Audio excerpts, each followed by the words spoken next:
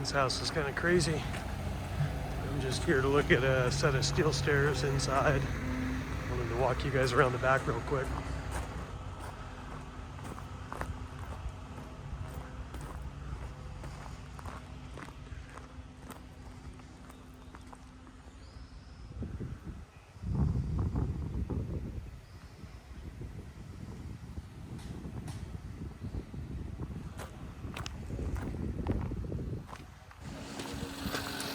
All right, we got a set of temporary stairs in there, and the plan is to run a set of steel stairs, single mono stringer down. I have to sketch up some stuff for the engineer on how we want it, and see if we can apply some numbers to it. And we'll go from there. I'll show you the concept drawings that we have. All right, basically what we're gonna do is we're gonna lay the stairs out so they come out flush here with the nose of the second to last tread. So there's one tread sticking in to the room. There's going to be a wine cabinet there, so that'll block anything off. We actually could get a second one if we decide we want to. We'll give them options.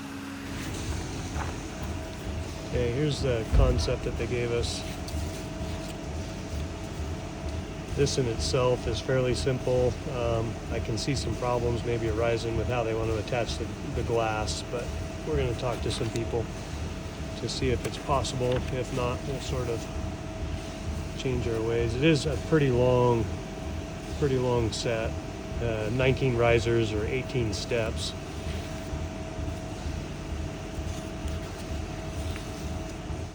Okay, to make my pattern to go make the final fit up before fabrication, I have to calculate the true angle of the stairs. You know, we know the rise here, we know the run that we're going to make it, but we have to move this point or shift this around so that we can get the true angle of this. And we can do that two ways. Let me put this to where you can see it. If the stairs start here, run down here, we can either subtract, we can get the angle from this point in space here from a level line right here, so we can subtract out one riser, or we can extend it one tread. So what we'll do is work that out. We know we are 141 and 1/4, and what we're doing, even though this shows I think 18 risers or 17 treads, we're going one more to get it below 7.5, because I think before it was just under 8 inches, which is too tall in my opinion for a long set like this. Well, for any set inside of a house. So what we'll do is go 141 1/4 divided by 19. And we end up with 7.43, and I looked already and I know that's right at 190 millimeters geometric types, just for reference. And then our run, we had, what did we have? 176. We had 176 from the top of the channel there, the top of the tread, to the face of the wall. So we'll go 176. We know we're going to run out one pass, so we're going to put 17 treads and put the 18th tread outside of that, and that'll be the 19th riser. So divided by 17 equals 10.35 inches. So then we'll add that back to the 176, and we get 186 inches, 0.35 of an inch. So now we have the measurement to there, and we can either subtract this from that number or add one more to get out to there, and we'll just add one more. So we'll add plus 10.35 equals 196.70. 196.70. So what we'll do is then go back and go 141.25 divided by 196.70 equals, and we'll hit second function, tangent 1 to get the angle, equals 35.68 degrees. And to check that, we'll clear that. We'll go back to that 186.35 number. So, but first we'll take out the riser from 141.25. So we'll go 141.25 minus the riser, which was 7.43, equals 133.82, and we'll divide it by the run to there, which was 186.35, equals, we'll hit second function, tangent 1 equals 35.68 again. So we've checked it both ways, so we know we're good. Anyway, so we can start working on our pattern and our notch with our height and everything there. So that's what we'll do next. All right, I'm back over here measuring for these stairs, drawing out my template for the top of the stairs. I'll do it on cardboard and then I can turn it into a piece of plywood so I get the notch right. Finally got the answers for the detail at the top of the stairs, and what we're going to be doing is some thick flat bar stanchions. It's about a little over 20 feet there, and we'll probably break it into either 4-foot or 5-foot panels. There'll be a heavy, like a 3/4 or 1-inch flat bar top, and then the glass panels inside, and that'll tie into our system for coming down the stairway here.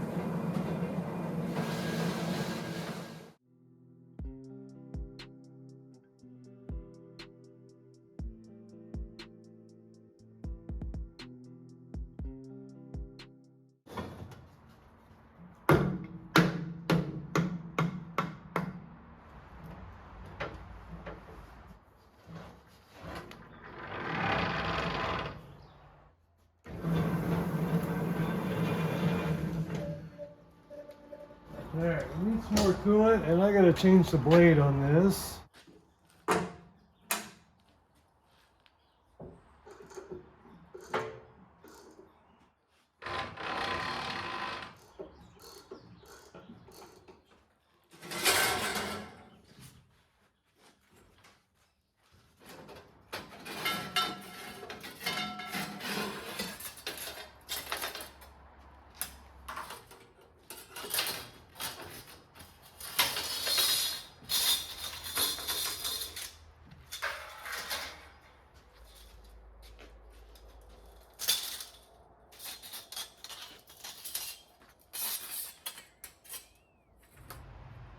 I think I've gone over this before. When you make these, they finish them out inside out. And if you don't turn them back right side out, so if you put them on and don't do that, you'll instantly dull them.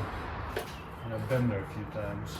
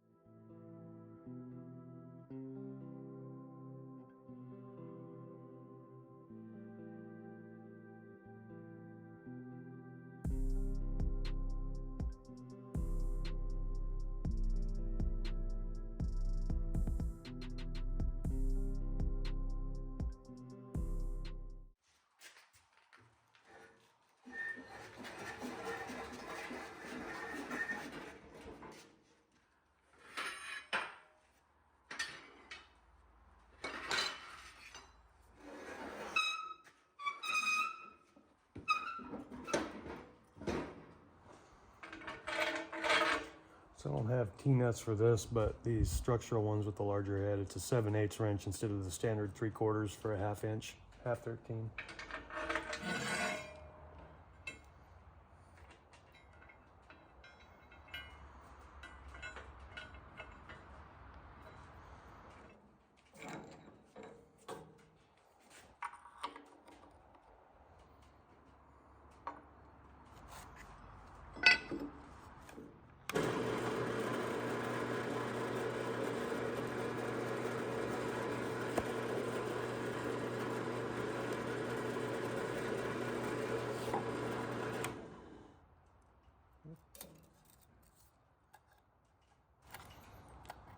All right, that's set up.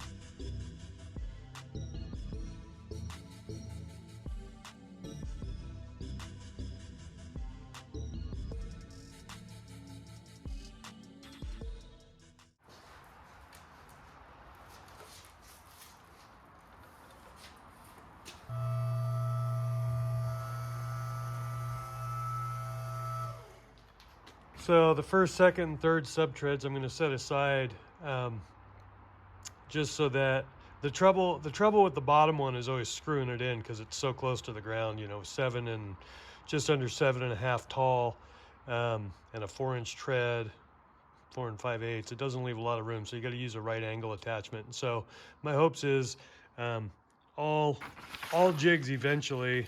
Well, you hope they don't, but they usually end up creeping a little bit. And you lose your tolerance. So the hope here is, by setting these 3 aside early, is that I can install this tread on this one, or they can install the tread on this one where they want it, and then remove it from there, put it here. That way it's basically pre-drilled, and then they can just reach in with the right angle and run everything in. So should work. I'll do my best to make sure it does, but anyway, these first 3 will all be the closest, and I'll make sure that I use them at the bottom.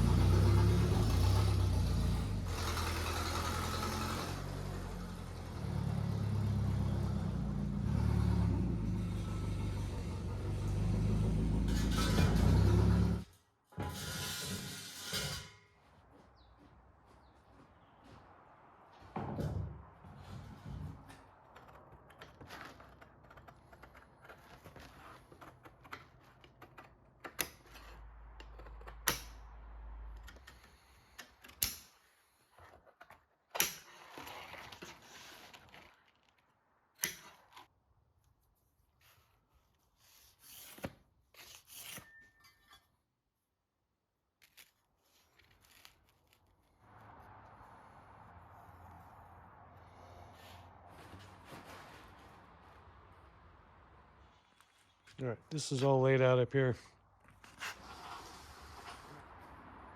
I'm gonna bring the steel in, start laying it out.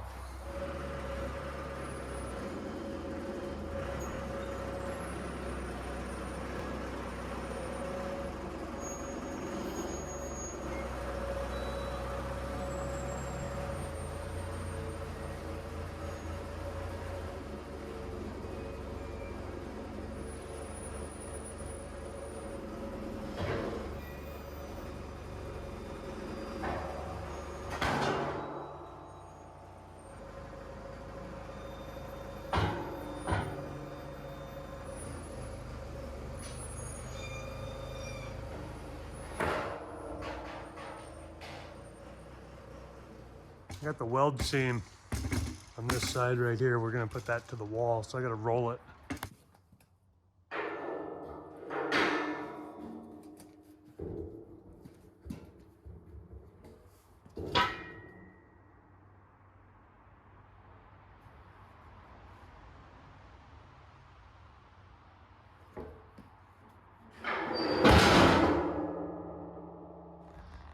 All right, I got a 24-foot stick of steel here. It's a 10 by 8 by 0.250 wall or 1/4 inch wall. It is 24 feet long. When I ordered it, I probably could have got by with a 20, but I'll show you here in a second why I didn't and why it's better not to chance it and just get a little bit extra if you can, and they have one in stock. A lot of times these things get banged around a little bit. And the first sign of that is you can check the end for square, and on something this size, there's it's 12 and just under 5/16, and then this side is a full 12 3/8. So not horrible, but you at least need to know about it. So when you deal with it, as I mentioned before, there's a weld on the other side. So we can't really witness off of that because it's always going to rock there. So we'll never get a good reading. So we have to go off of one of the other 3 sides. I've shown this before as far as making a large set of calipers so that you can using 2 squares. So we put that on there.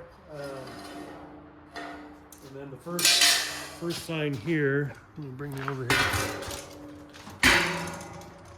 Your second sign, because the first sign was out of square, is witnessing off of this side. You come up and we're tight there, but you can clearly see daylight through there. I don't know if it picks up on the camera or not, but let me help it along since I just found my flashlight. Let's see, does it show up at all? I don't know if it does or not, but anyway, it's considerable. It's not. Well, it's probably a full 16th is what that is. Not that we can't work with it, but it's nice to know about it. And then this side here is actually really good. Minor gap at the top, but not enough to make it swing. So if we change that. Yeah, it's extremely minor. So what we'll do is we'll go down the line here real quick and check a couple spots. I have the longer end sticking out the end of the building because that's the end I figured I'd cut off and I could just work on this piece. But we're still swinging there. That may be as good as it gets because we're going to need about that much.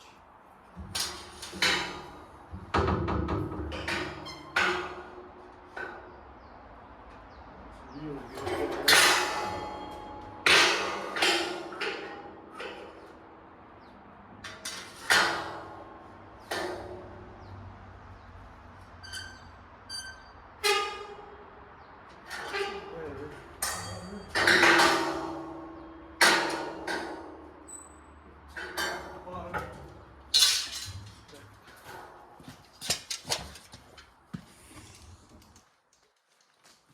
Go down here.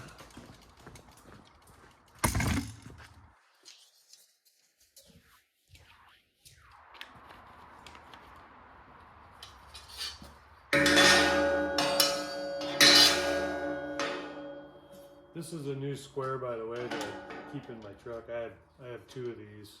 So it's a little off there, but not as bad as the other end. So come in a little bit. That side is perfect there. Still a little gap. But I think overall this end is better.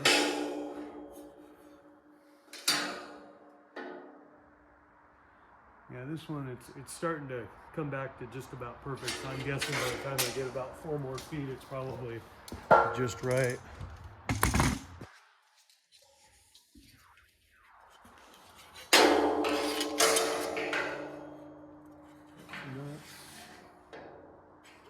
Yeah, that's tiny little gap there, but I'm gonna start about 2 feet in from this end. It's always nice to end up with a nice little scrap to do something with, but in this I'd rather have a better project. All right, so I'll start about 2 feet in from the end here, and then whatever's down there will be scrap as well.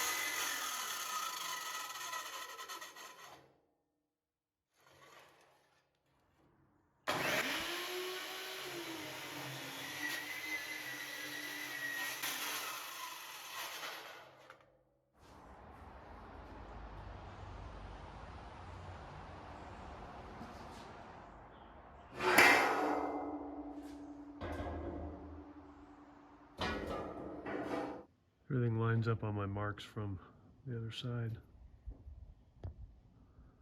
So I can just move that and scribe those lines across.